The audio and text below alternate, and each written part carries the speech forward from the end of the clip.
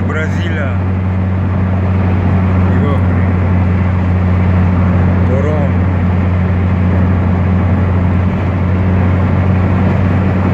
همینجا هم در ساختمان کار کرده